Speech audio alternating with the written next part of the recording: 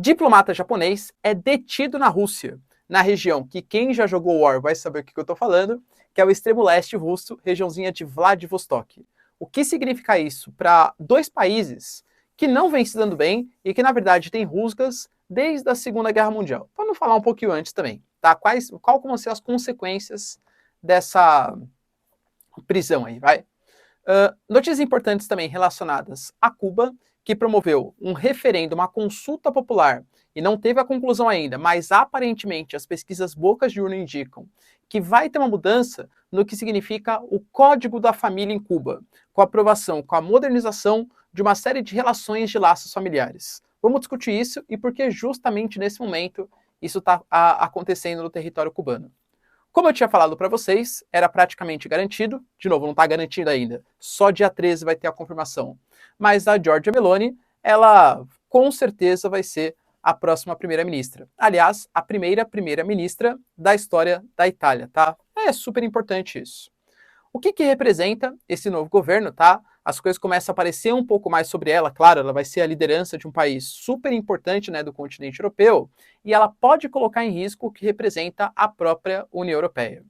E para finalizar também, notícias importantes relacionadas a Liz Truss, a outra primeira-ministra, não da União Europeia, né, o Reino Unido não está mais no bloco, mas a Liz Truss, ela fez um pacote ousado de cortar cerca de 45 bilhões de libras esterlinas em questão de 5 anos. É o maior corte de impostos desde a década de 70 no país.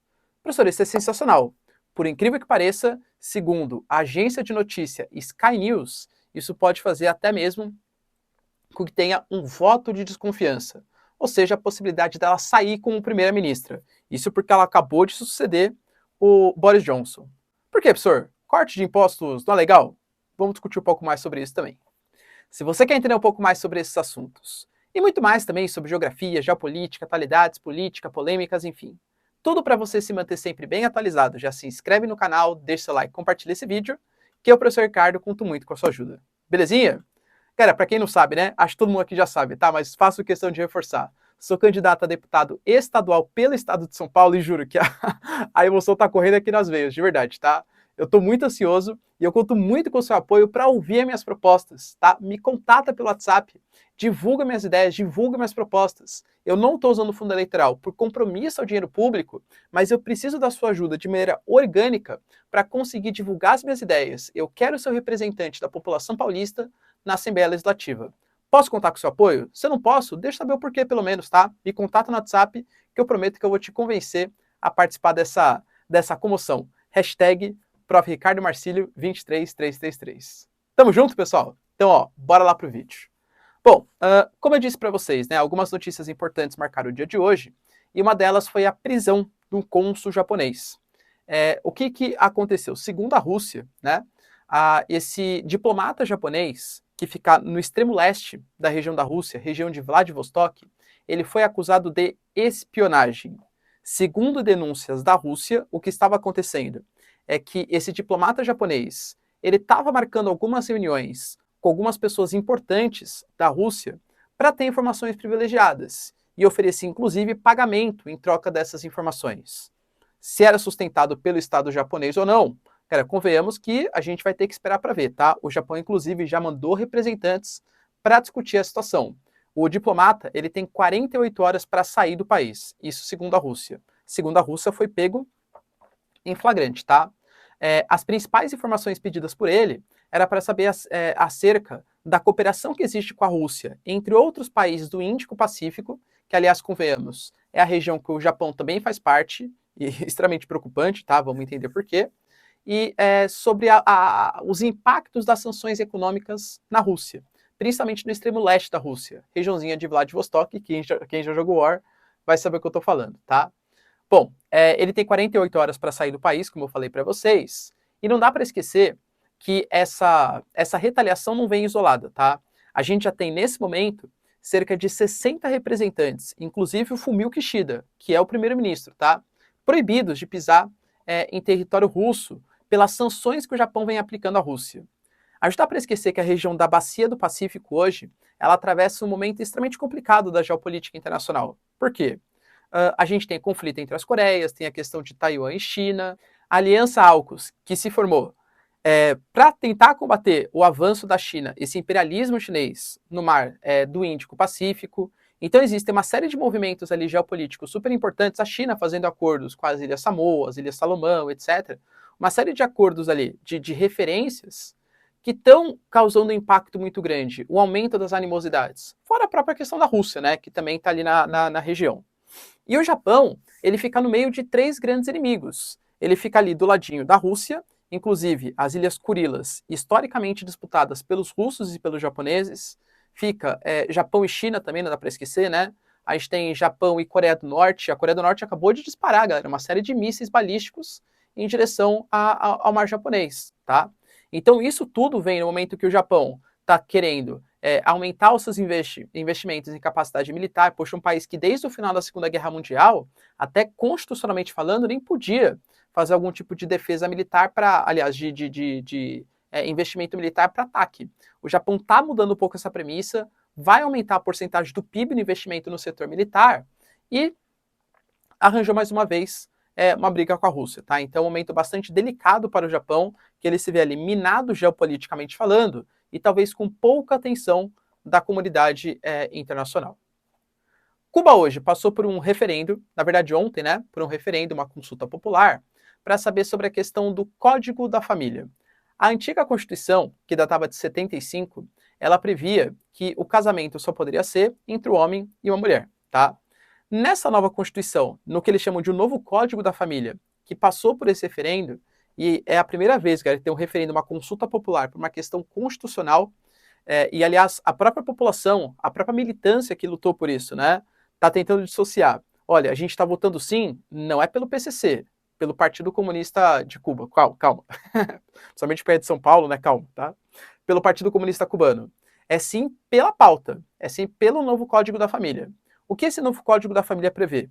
Uma legislação muito mais ampla do que seria o casamento, ou seja, é a união entre duas pessoas, e aí tanto faz a orientação de gênero, tá, que essa pessoa tem, e também a questão, as duas principais mudanças, né, da multipaternalidade. Então, por exemplo, até então, vamos falar, um casal homoafetivo, por exemplo, em Cuba como que funcionava?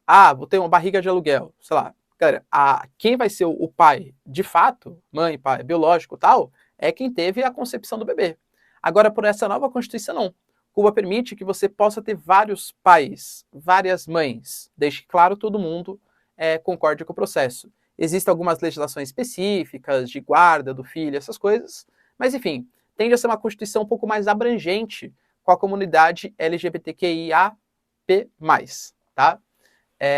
Acho que é um passo importante, né, para a população que estava requerendo isso dentro de Cuba, mas a gente não pode ser inocente. Por que será que isso aconteceu justamente nesse momento?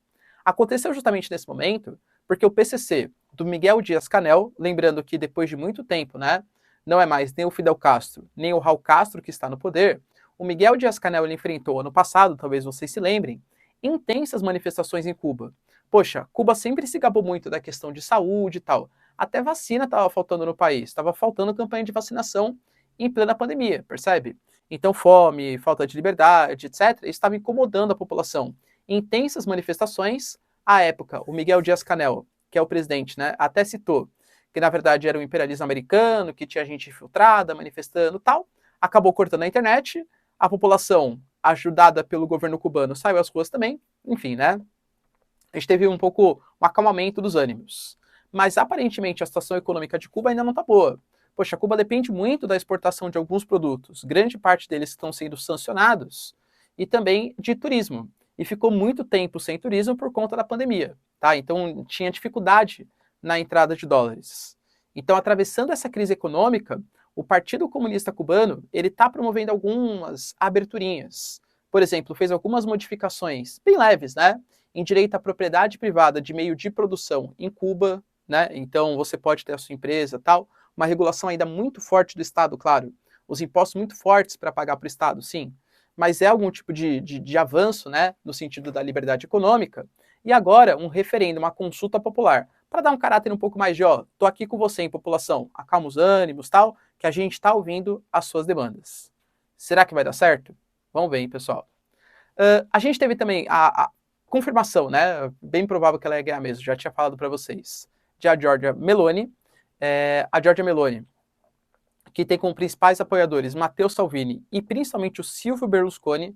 O Silvio Berlusconi foi uma das pessoas que jogou ela, né, nessa vida política, convocando ela para ser uma das ministras de governo há muito tempo atrás, quando ele ainda era o primeiro-ministro, e ela está sendo nomeada, né, como a nova direita na Itália.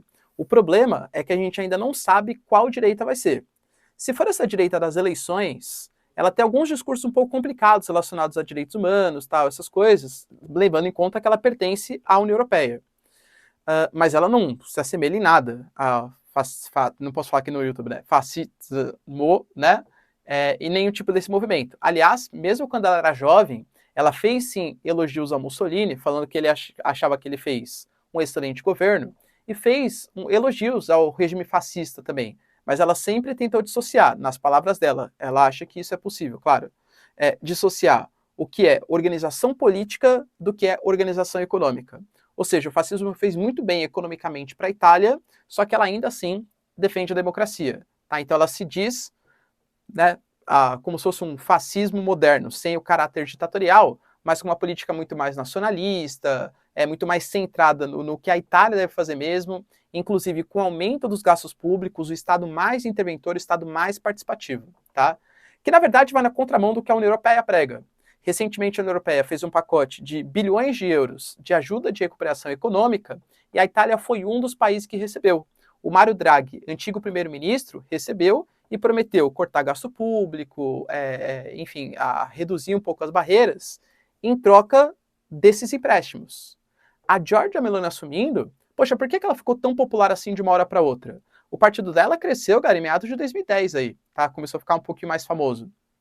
Depois de 10 anos tem uma primeira-ministra, percebe? Porque ela foi a grande oposição ao Mario Draghi. Ela criticou muito essas políticas do Mario Draghi. E a população da Itália, um país estagnado, um país envelhecido, um país que tem uma estagnação econômica, uma fuga de indústrias, vê nela uma tentativa de solução. Dentre os seus discursos, né, a gente já falou da questão do ser eurocética, ela não é contra a União Europeia, já foi, hoje em dia não diz mais, mas ela diz que ela defende uma autonomia maior da Itália frente à União Europeia.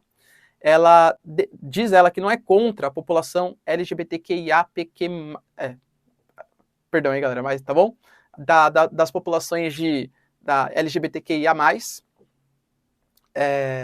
ela não é contra. Só que ela acha que existem pautas que defendem muito esses movimentos, e isso não deveria ser feito dessa maneira. Por exemplo, ela citou muito a questão da barriga de aluguel também, né? Até copiando o que aconteceu em Cuba. Ela falou, por exemplo, que ela não acha aceitável que casais homoafetivos possam contratar ou fazer algum tipo de acordo com a mulher para depois serem pais. Que isso tem que ser discutido, inclusive proibitivo, tá? Falou, por exemplo, da questão dos imigrantes, né? Ela pegou muito nisso. Inclusive, durante essa campanha, viralizou muito um vídeo que ela teve um imigrante, né? Que acabou, um imigrante muçulmano, que ele acabou violentando uma moça que morava na Europa. Na verdade, o cara era uma refugiada ucraniana, né?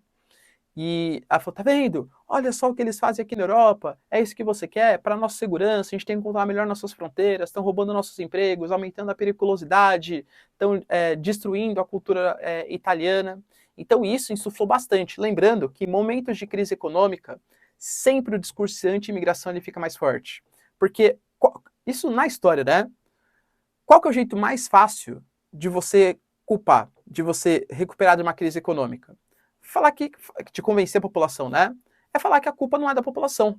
Cara, não estou comparando ela com o nazifascismo, não é isso não, tá? Mas percebe que isso foi muito feito ao longo da história? A Alemanha, culpa do judeu. Aí tá, culpa do judeu. Não, a culpa dos ciganos, a culpa de não sei o que lá, percebe? Então os imigrantes, eles sempre são colocados meio que com um bode expiatório dos principais problemas. E pela questão da insegurança, que claro, é crescente, isso fez com que esse movimento ele crescesse cada vez mais, tá?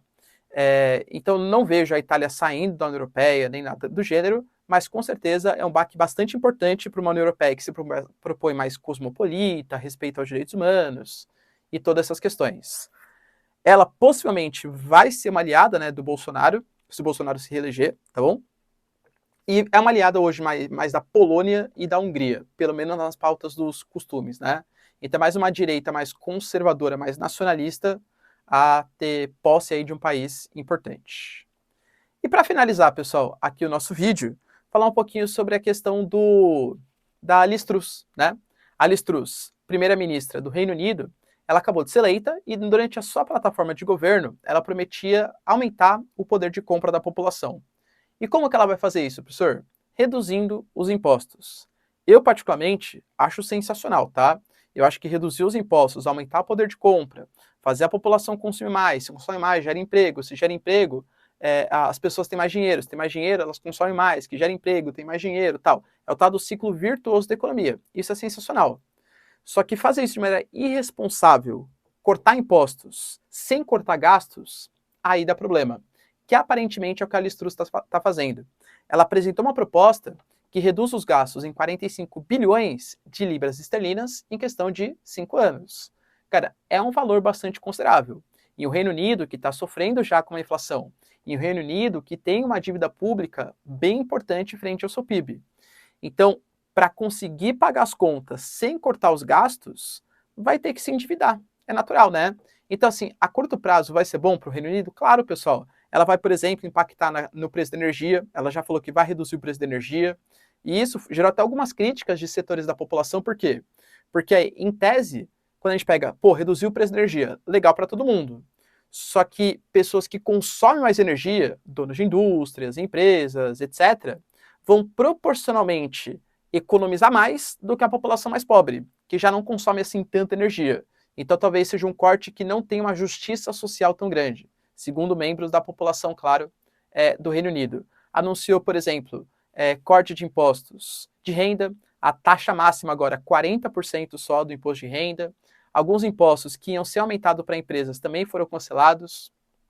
Só que o risco é que a gente tenha, que o Reino Unido tenha um aumento do endividamento. Esse aumento do endividamento vai fazer com que gere uma desconfiança na própria moeda. A libra esterlina caiu recentemente, né, o seu valor. E aí, pouco a pouco, você reduz imposto, só que a inflação vai fazendo a população reduzir o poder de compra, e aí você entra num período ali de estagflação, tá? O grande medo do Reino Unido. Então, por uma proposta muito ousada, sem falar de onde vai cortar esses gastos aí, né? Tá fazendo, segundo a agência, né, midiática, que possa ser jogada uma moção de desconfiança. E essa moção de desconfiança, se 50% do Partido Conservador, que é o partido da Liz Truss, achar que ela não deve ser mais a primeira-ministra, ela é deposta, né, é obrigada a renunciar, e aí você vai ter uma outra eleição, mais uma, sem que ela possa participar. Será, pessoal? Eu particularmente acho que não, tá? Acho que é muito cedo. Mas também acho que a proposta da Liz Truss de cortar impostos sem cortar gasto não é uma política muito eficiente mesmo. No final das contas, é endividamento e a inflação, que é você perdendo o poder de compra de qualquer jeito. Beleza, pessoal? Deu para entender aí? Tamo junto? Se vocês curtiram o vídeo, então, se inscreve no canal. Tamo junto. 23333, tá? Super importante. E até. Tchau, tchau.